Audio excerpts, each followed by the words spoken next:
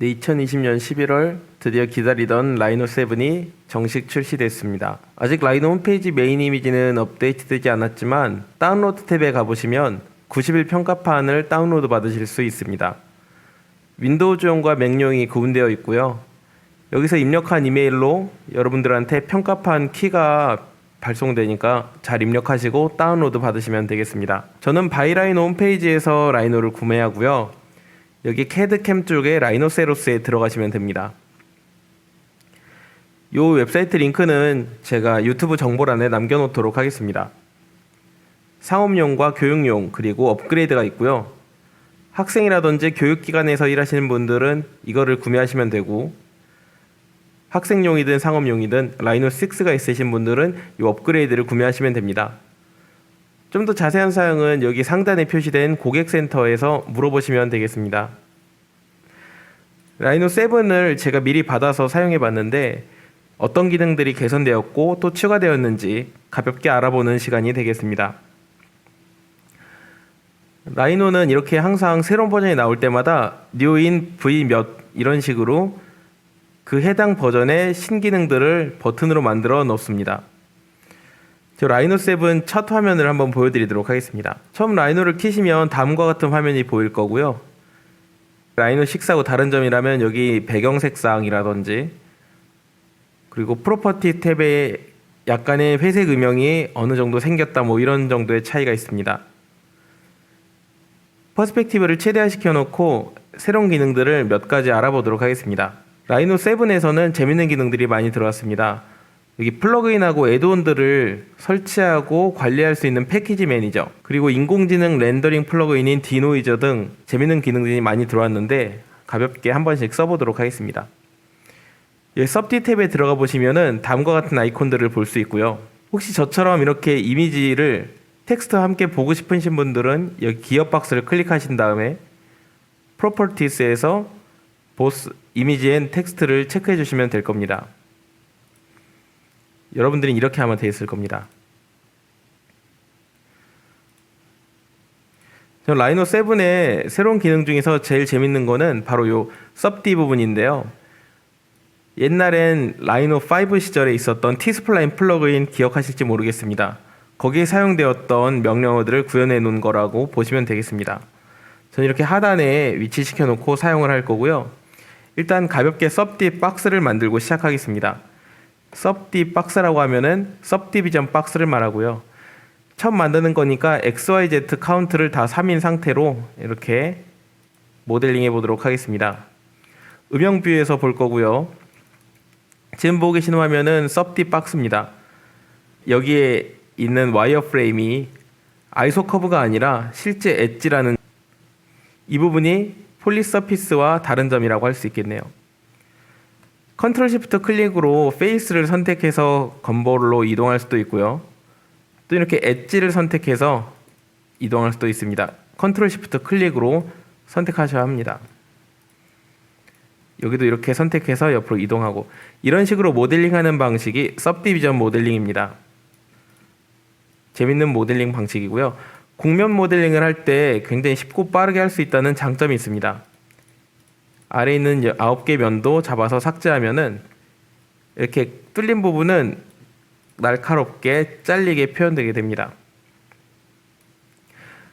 네, 이렇게 모델링하는 방식인데 여기서 이제 탭을 누르시면은 이게 바로 섭디 디스플레이 토글이라고 해서 탭 이렇게 박스 모드와 일반 सब디비전 모드로 바뀌게 됩니다.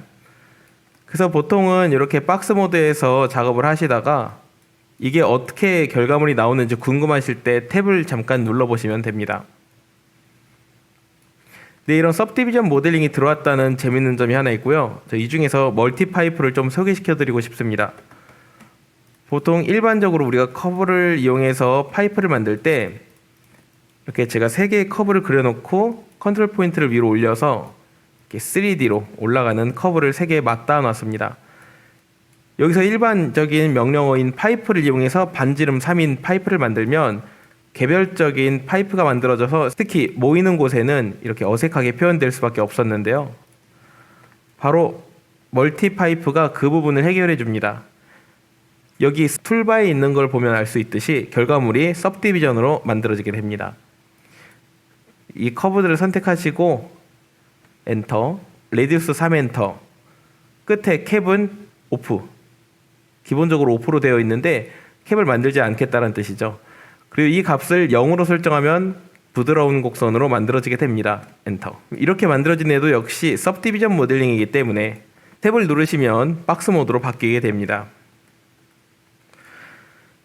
이 सब디 디스플레이 토글이라는 거는 특정 개체에 탭을 하는 게 아니라 이 화면 전체, 즉 이 라이노 문서에 있는 सब디비전 모델링 전체에 해당하는 옵션 변경입니다. 이렇게 해서 건물 외벽에 있는 다이어 그리드라든지 아니면 패널들을 표현할 수가 있겠고요. 더 재밌는 점은 커브가 심지어 이렇게 중첩되어 있어도 만들어진다는 겁니다. 멀티파이프를 한번 써볼게요. 반지름 3으로 아까 옵션을 동일하게 설정했습니다. 이렇게 해서 만들어질 수도 있고, 또 하나 재밌는 점은 여기가 아이소 커브가 아니라고 말씀드렸죠. 바로 엣지입니다. 여기서도 똑같이 멀티파이프로 만들 수가 있습니다. 여러분들 그 T스플라인 모델링 배우신 분들은 쉽게 하실 수 있을 거라 생각이 들고요. 그럼 सब디비전 관련해서는 이 정도로 제가 소개를 하고, 그 옆에 이제 패키지 매니저, 여기가 뭐냐면 바로 플러그인들 그리고 애드온들을 다운받고 설치하는 곳입니다. 여기에 패키지 매니저를 클릭해서 디노이저라고 검색해 보겠습니다. AMD, 인텔, 엔비디아 세 가지 디노이저가 있고요. 여러분들 그래픽 카드에 맞는 녀석을 선택하시면 되겠습니다. 전 엔비디아 그래픽 카드를 사용하기 때문에 이 녀석을 설치했고, 혹시나 여러분들이 어떤 그래픽 카드 쓰는지 잘 모르시는 분들은 옵션 명령 입력하시면 이렇게 옵션 창이 하나 뜨게 되는데요. 여기에 사이클스 이 부분을 클릭하시면요, 쿠다에 어떤 그래픽 카드가 있는지 볼 수가 있습니다. 저는 지포스 RTX 2070을 사용하고 있습니다. 또는 여기에 이제 좌측 하단에 윈도우 버튼을 우클릭하시고 장치 관리자에 들어가서 디스플레이 어댑터에서 보시는 방법도 있습니다. 패키지 매니저 다시 들어가셔가지고 디노이저라고 검색하신 다음에 여러분들 환경에 맞는 녀석을 설치하도록 합니다. 그런 다음엔 경고창이 하나 뜰 텐데 다시 껐다 키라는 게 나올 겁니다. 디노이저가 어떤 건지, 어떤 그렇게 강력한 기능이 있는 건지 제가 소개시켜 드리도록 하겠습니다. 재료는 여기 매테리얼 탭 있죠. 매테리얼 물감 짜놓은 것 같은 매테리얼 탭 들어가셔서 플러스 버튼을 눌러서 재료를 입력하도록 하겠습니다. 이미션은 빛이 나는 거고, PBR 렌더인 피지컬리 베이스드 이 두 가지가 추가됐습니다. 저 우선은 저기 플라스틱에서요, 색상을 약간 변경하고 이렇게 파란색으로 변경해서 이 녀석한테 입력해 주도록 하겠습니다. 그 다음에 이 녀석들은 제가 메탈을 넣어 보도록 할 텐데, 다시 플러스 버튼 눌러서 메탈 들어가셔서 얘를 우클릭해서 Assign to Object를 하겠습니다. 커브는 잠시 지워주고, 이 상태에서 제가 렌더를 하려고 레이트레이스대로 들어가 보니까 다음과 같이 표현되고 있습니다. 네, 이렇게 렌더가 되고 있는 거죠. 지금 제가 렌더가 너무 빨라가지고 잘 안 보이시겠지만 잠깐 환경 쪽을 보도록 하겠습니다. 여기 보시면은 매테리얼스가 재질을 입력하는 곳이고, 렌더링 스텝은 렌더 관련된 곳 설정들을 모아놓은 곳이거든요. 이 뷰포트 사이즈를 일단 고정시킨 다음에 제가 사이즈를 좀 더 크게 설정을 하겠습니다. DPI도 약간 높게 하고 퀄리티도 굿 퀄리티로 올려놓겠습니다. 뭐 이런 식으로 렌더가 된다는 건데, 제가 그러면 이 상태에서 렌더라는 명령을 이용해서 진짜 렌더를 한번 해보도록 하겠습니다. 좀 렌더가 너무 빨리 돼요. 이게 라이노 7 들어와서 더 빨라진 건지 모르겠는데 렌더가 굉장히 빨리 됩니다. 보시면 알겠지만 10초, 거의 20초 그 수준에서 렌더링이 가능한데요. 실시간 렌더에 항상 문제가 뭐냐면 노이즈가 있다는 겁니다. 이 모델링 같은 경우엔 노이즈가 거의 없는데 노이즈가 많이 생기거든요.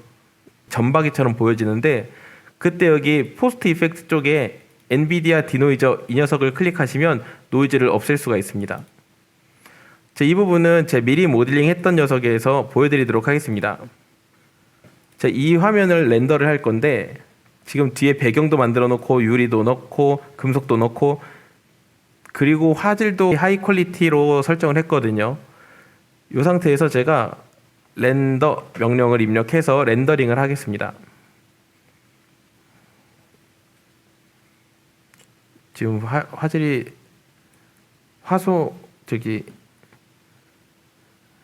XY 픽셀을 굉장히 크게 잡아놔가지고 렌더가 굉장히 오래 걸리는데 이 상태에서 한 몇 분 기다려야 돼요. 왜냐면 퀄리티도 엄청 높고 해상도도 높기 때문에. 근데 요때 여기에 있는 거 있죠. 엔비디아 디노이저를 클릭하시면 체크되면서 순식간에 깔끔하게 렌더링이 변하게 됩니다. 보도록 할게요. 순식간이죠. 이게 인공지능으로 이 노이즈를 판별해 가지고 깔끔하게 바꿔주는 거거든요. 이렇게 해서 렌더링이 됩니다. 또 하나 알려드릴 만한 게 여기 쿼드 리메시라는 겁니다. 예를 들어서 얘를 하나를 복사를 하겠습니다. 복사해 가지고 지금은 현재 सब디비전이라는 모델링이지만 익스플로드로 터뜨린다고 해서 폴리서피스가 되진 않습니다. 바로 toNURBS라는 명령으로 폴리서피스를 만들 수가 있는데요. 폴리서피스로 만들어 버리겠습니다. 이렇게 넙스 모델링이 만들어진 거죠. 얘는 이런 식으로 컨시크를 이용해서 형태를 바꿀 수 있다면 얘는 그렇지 못한 거죠. 이 형태를 그대로 넙스 서피스로 만들어낸 거라고 보시면 되는데 이거를 나중엔 형태 편집할 때는 쉽지 않아요. 그래서 형태 편집은 여기 subd에서 작업을 하시고 파이널 결과물이 필요하시다면 그때 넙스로 바꾸시면 되는데 얘를 또 메쉬라는 명령을 이용해서 메쉬로 만들 수가 있겠죠.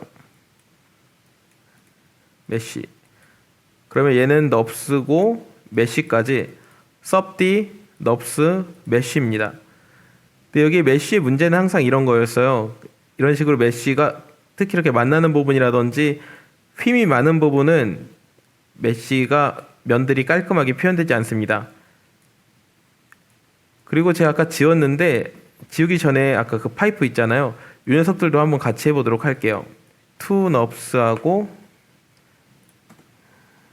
옆으로 빼주시고 메쉬까지 해서 네 이렇게 subd, 넙스 그리고 메쉬 세 가지 타입의 모델링입니다.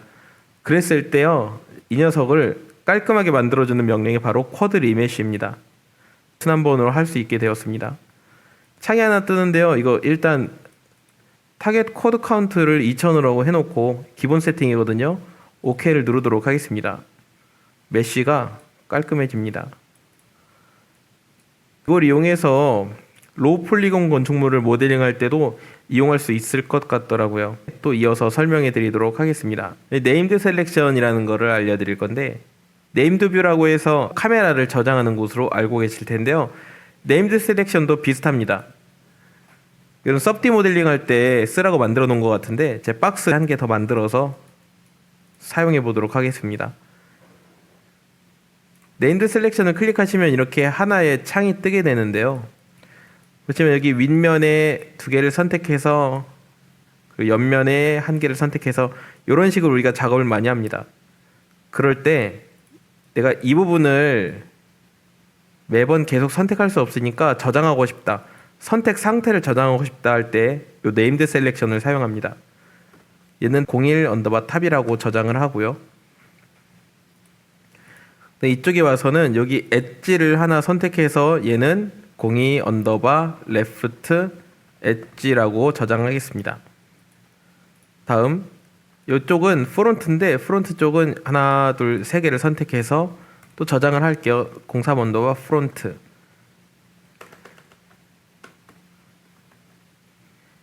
그래서 이 녀석은 어떻게 사용하는 거냐면 네임드 셀렉션 안에 이런 식으로 컨텐츠들이 들어가 있는데 이거를 선택하고 건버를 이용해서 이동하고 선택하고 이동하고가 자유롭게 할 수 있습니다.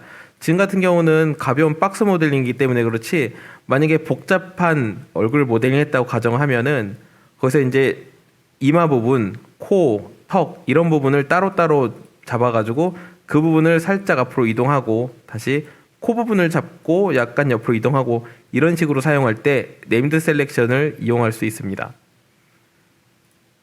그리고 여기 스케일 텍스트 하이트라는 게 있는데 제가 여기다가 텍스트 하나 입력하겠습니다. 디지트라고 입력하라고.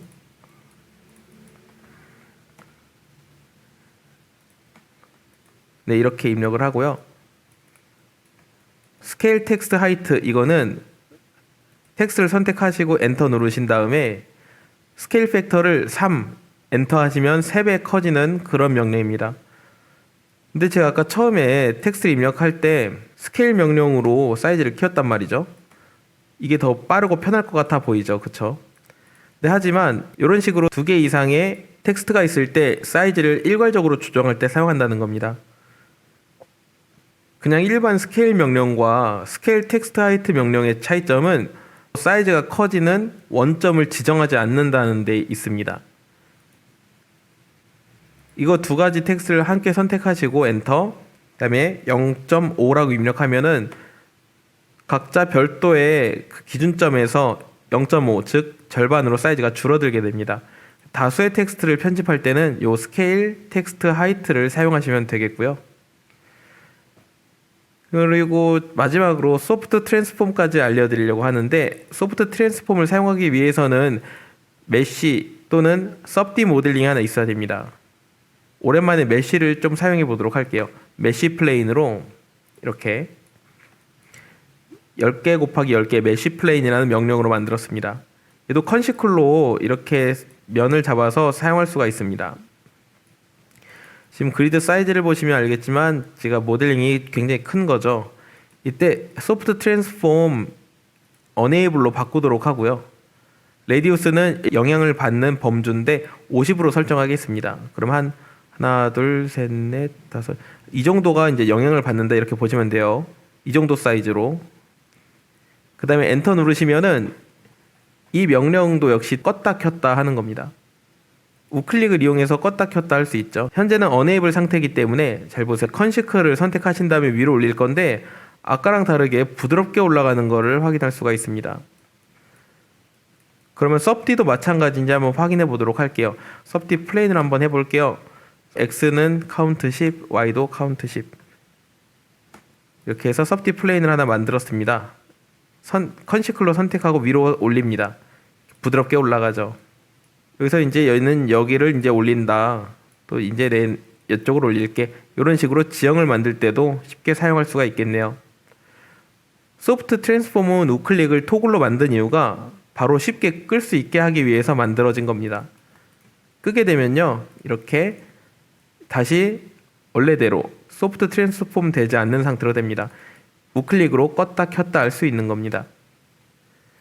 네, 이렇게 해서 라이노 7의 새로운 기능들 중에서 이건 좀 많이 쓸 것 같다라고 생각하는 것들을 제가 중점적으로 소개를 시켜드렸고요. 혹시 나중에 또 괜찮은 튜토리얼이 만들어진다고 하면 유튜브를 통해서 소개시켜드리도록 하겠습니다. 시청해주셔서 감사합니다.